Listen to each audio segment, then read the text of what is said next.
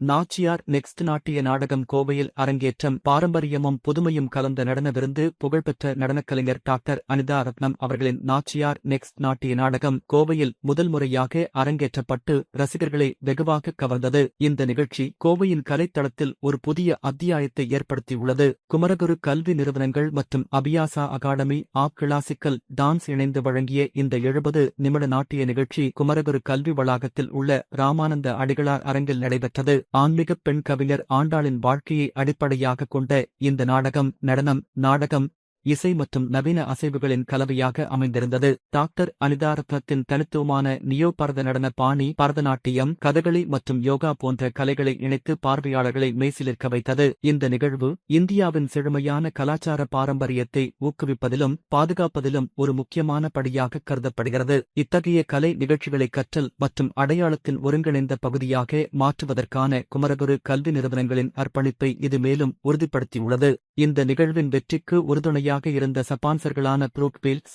சுமிட்டோ, RV hotel, அத்வைத லக்ஷ்மி, தே. ராமகிருஷ்ணா மருத்துவமனை, Suguna bumps Motors, நல்லாராம் மற்றும் பி.எஸ்.ஜி.ஆர். கிருஷ்ணம்மாள் மகளிர் கல்லூரி ஆகியோருக்கு விழா அமைப்பாளர்கள் சிறப்பு நன்றியை தெரிவித்தனர். நிகழ்ச்சி குறித்து பேசிய டாக்டர் அனிதா ரத்னம், கோவையில் புதிய சிந்தனைகளுக்கான ஆர்வம் மக்களிடையே மட்டுமல்ல, இந்த மண்ணிலேயே புதைந்திருக்கிறது. குமரகுரு போன்ற கல்வி வளாகங்களில் அந்த ஆற்றலை உணர முடிகிறது. இங்கு நாச்சியார் நெக்ஸ்ட் நிகழ்ச்சியை நடத்தியது அடுத்த தலைமுறையினர் ஆண்டாளின் கதையை, பாரம்பரியத்தையும் நவீன படைப்பாற்றலையும் இணைத்து ஒரு புதிய கோணத்தில் அனுபவிக்க உதவியது. இதுபோன்று கலைக்கு ஆதரவளிக்கும் இடங்கள் கோவையின் கலாச்சார மையமாக மாற உதவும் என நம்புகிறேன் என்று கூறினார்.